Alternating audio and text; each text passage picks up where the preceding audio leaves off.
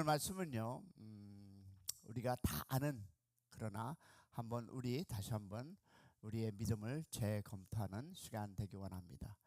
자, 믿음 그 중심에는 반드시 무엇이 대상이 있습니다 라는 제목으로 은혜 나누겠습니다. 최계 목사님 다시 돌아올 수 있어서 너무 감사했고요.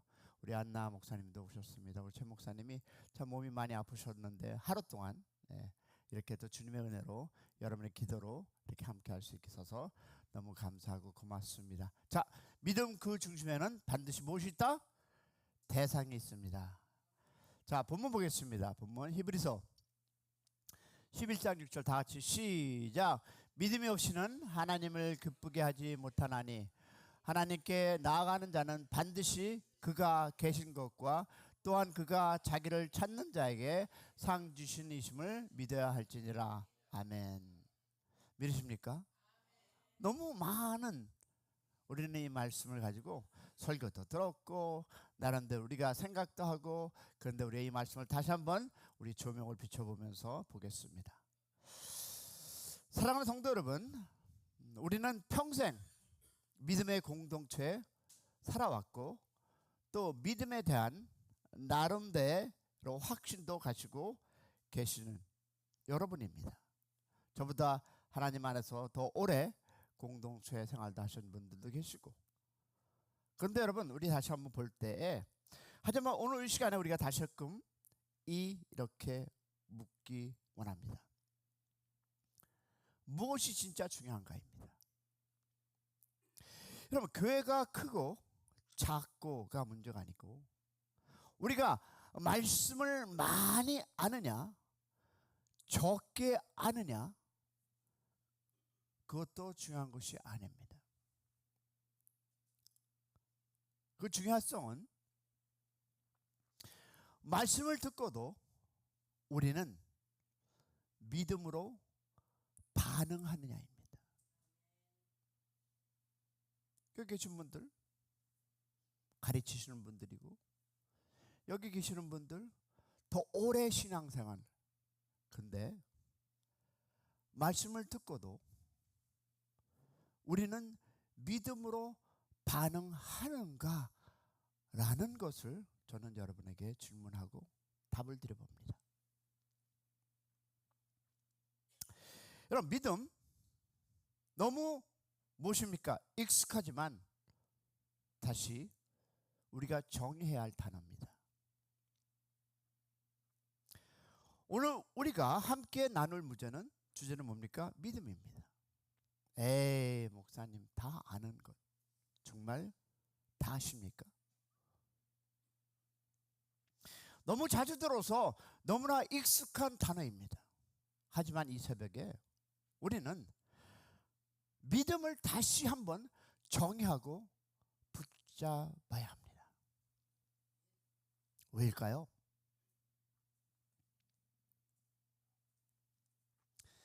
믿음은 모든 영역에, 즉 영적 삶의 출발점이며 중심이기 때문입니다. 할렐루야. 자, 그러면 우리가 첫 번째 기억해야 할 것이 있습니다. 믿음에는 반드시 무엇이 있다? 대상이 있습니다. 먼저 사랑에는 반드시 대상이 있음을 떠올립니다. 나는 사랑에 빠졌다, 이거 말할 때 사랑에는 대상이 있습니다. 아무 상대도 없이 사랑할 수는 없습니다. 사랑의 대상에 대한 긍정적이고 현실적인 태도입니다. 여러분, 사랑해 보셨죠? 무엇이 있었습니까? 대상이 있었습니다. 여러분, 자녀들 사랑하시죠? 그 대상이 있습니다. 여러분, 믿음도 마찬가지입니다. 믿음은 막연한 느낌이나 바람이 아닙니다. 믿음은, 사랑하는 여러분, 대상에 대한 태도입니다. 여러분, 누구를 사랑하십니까? 그럼 여러분 어떤 태도로 그를 사랑하십니까? 여러분이 사랑에 대해서 많이 알고 있습니다, 세상적으로는. 그러나 여러분, 믿음의 대상, 여러분 어떤 태도로 여러분 살아가고 계십니까? 성경은 아주 명확히 말씀합니다. 믿음의 대상은 누구다? 하나님 예수 그리스도, 그리고 하나님의 말씀입니다. 할렐루야. 그래서 우리가 믿음이 있다고 말할 때 그 믿음의 대상이 바르게 설정되어 있는가를 우리는 점검해야 합니다. 여러분 믿음이 병들고 약한 사람의 특징이 무엇인지 아십니까? 믿음의 무엇이 대상에 대해서 부정적이거나 왜곡된 태도를 가지는 것입니다. 이런 사람은요, 말씀을 들어도 그 말씀을 비판합니다. 여기에 아짜 썼고 저기에 어짜 썼고 이 설교는 어떻더라. 그리고 뭡니까? 하나님을 오해합니다. 그리고 세 번째 중요한 것은 여러분 여기 있습니다. 예수님의 십자가 앞에서도 감사하지 않습니다. 여러분 이런 태도는 성경적인 믿음이 아닙니다. 또 두 번째 볼까요? 믿음은 무엇과? 말씀과 만나야 역사를 이룹니다. 할렐루야. 성도 여러분, 아무리 좋은 말씀이 선포되어도 그것이 우리 안에서 믿음과 연결되지 않으면 아무 역사도 일어나지 않는다. 여러분 사도 바울은 데살로니가 전서 2장 13절에 이렇게 얘기하죠. 이 말씀이 또한 너희 믿는 자 속에서 역사하느니라. 할렐루야. 그러면 간단합니다. 여러분 수학의 공식을 한번 볼까요? 말씀과 믿음이 만나면 무엇이? 할렐루야. 믿으십니까? 여러분 말씀은 살아있고 능력이 있습니다. 믿으십니까? 그러나 믿음을 무엇을 통해서만 우리의 삶에 적용. 그러면 히브리서 4장 2절에 또 이런 말씀이 있습니다. 다 같이 시작. 그들은 들은 바 말씀이 저에게 유익되지 못한 것은 듣는 자가 믿음을 어떻게 화합하지 아니함이라. 그러면 말씀과 믿음이 합쳐지면 무엇이다? 유익이라는 것입니다. 자, 말씀과 믿음이 합쳐서 역사가 일어나고, 그리고 말씀과 무엇이, 믿음이, 그것이 무엇이 나타난다? 유익. 즉 말씀은 무엇을 만나야? 믿음을 만나야 유익되고 역사하게 되며 결국 누구를 기쁘게 한다? 하나님을 기쁘게 합니다. 할렐루야. 자, 그러면 보겠습니다. 하나님은 믿음을 보시고 기뻐하십니다. 맞습니까? 자, 그러면 히브리서 11장 6절에 이렇게 말합니다. 다 같이 시작. 믿음이 없이는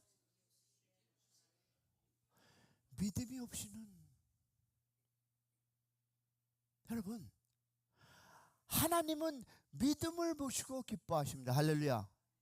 그러면 여기서 기쁨이 또 공식이 나오지 않겠습니까? 말씀과 하나님을 어떻게? 기쁨.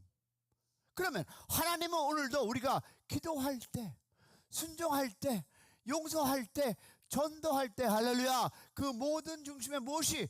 하나님을 향한 믿음이 있기를 원한다, 안 원한다? 원합니다. 할렐루야는. 그러면 믿음보다, 믿음의 양보다 중요한 것은 믿음의 대상입니다. 믿음의 양보다 우리는 너무 많은 얘기들 합니다. 나는 믿음이 있다. 믿음으로 이런 사역을 했고, 믿음으로 이런 역사가 일어났고, 믿음으로 이 모든 기도의 응답이 일어났고. 그런데 여러분, 그것은 여러분 믿음의 대상입니다. 자, 보겠습니다. 제자들은 주님께 말씀합니다. 뭐라고 합니까? 무엇을 달라고? 우리에게 믿음을 더하소서. 하지만 주님은 믿음의 양을 강조하지 않으셨습니다. 오히려 계자씨 한 알만한 믿음으로도 큰 일이 가능하다고 하셨습니까? 믿으십니까?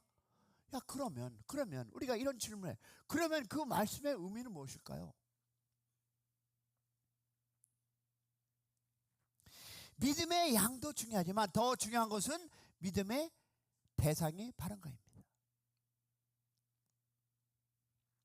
여러분, 이단들 열심입니다. 여러분 아시죠? 문 두드리고 걸어다니고 열심으로 그들이 돈 투자합니다. 그래서 이런 것도 만들고 저런 것도 만들고 너무 많은 그 열심, 우리 못 따라갑니다. 그리고 그들의 신념도 강합니다. 하지만 그들의 믿음의 대상이 하나님이 아닐 때 그 믿음은 아무리 많아도 멸망으로 갑니다. 할렐루야. 그러면 믿음의 양만을 강조하다 보면 여러분, 사람은 어떨까요? 교만해집니다.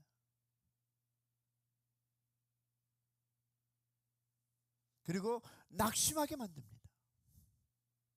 아, 이렇게 기도했는데 안 됐어. 열심히 했는데 왜 이런 일이 생겨? 결국 자신을 믿게 됩니다. 에이, 내가 왜 그냥 나를 믿지 뭐, 내 주먹을 믿고 살지. 하지만 여러분, 진짜 믿음은요, 내가 얼마나 믿는가가 아니라 하나님이 누구시며 그분을 얼마나 신뢰하는가. 할렐루야. 보세요. 왜 그러냐면 여러분, 마귀는 믿음에 대한 무지와 오해를 이용합니다. 무엇을 한다? 무지와 오해. 여러분 보세요. 마귀는 무엇보다도 사람들로 하여금 이간질하고 비판하고 특히 구원을 받지 못하게 최선을 다합니다. 그리고 구원받은 성도들에게는 어떻습니까? 무기력한 삶을 살게 만듭니다. 어떻게 해요? 믿음에 대해 무지하고 오해하게 만듭니다. 믿음이란 뭘까? 나는 왜 이럴까? 나는 믿음이 약해서 그래. 결국 믿음의 대상에 대한 암과 신뢰를 놓치게 된다는 것입니다. 그러면 결론은 무엇일까요? 다 시작. 믿음은 하나님을 얼마나 알고 신뢰하느냐. 여러분, 하나님을 얼마나 아십니까? 그리고 중요한 단어가 뭡니까? 신뢰하느냐입니다. 여러분의 인생을 살아가면서 하나님을 얼마나 신뢰하고 사셨습니까? 샘 커뮤니티 성도 여러분,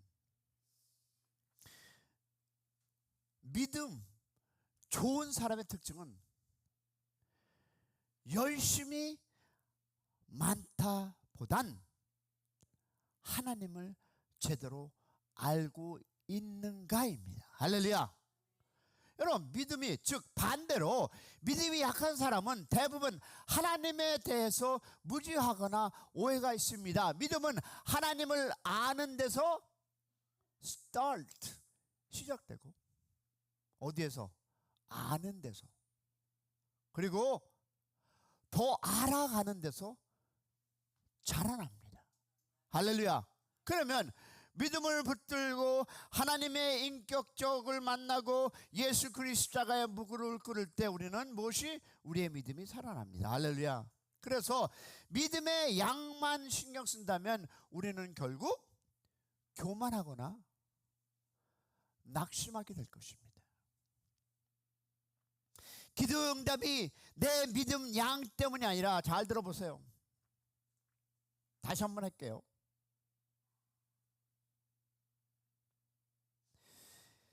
기도의 응답이 내 믿음의 양 때문이 아니라 하나님의 자비하심 때문에 믿는 사람은 여러분 언제나 겸손할 것입니다. 할렐루야. 결국 우리의 믿음은 믿음의 대상인 하나님을 얼마나 알고 얼마나 경험하느냐에 달려 있습니다. 아멘이십니까?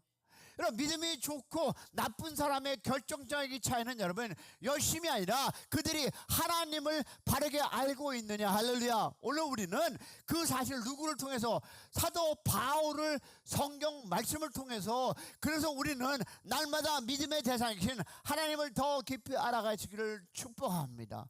그런 여러분의 새벽이 되기를 축원합니다. 우리 기도할 텐데 우리 주님의 말씀을 붙잡고 듣는 자의 마음을 믿음 없다면 그 말씀을 우리 안에 역사하여 주시옵소서. 우리 교회를 위해서, 그리고 아픈 사람들을 위해서 우리가 교회할 때 믿음의 대상 하나님을 더 사랑하고 하나님의 뜻을 우리의 삶에 어플라이하고 살아가는 우리 새벽, 그리고 우리 교회가 되기를 축복합니다. 내일 예배를 위해서 기도해 주시기 바랍니다. 고난주간의 시작입니다. 우리 주여 한번 부르고 나갑니다.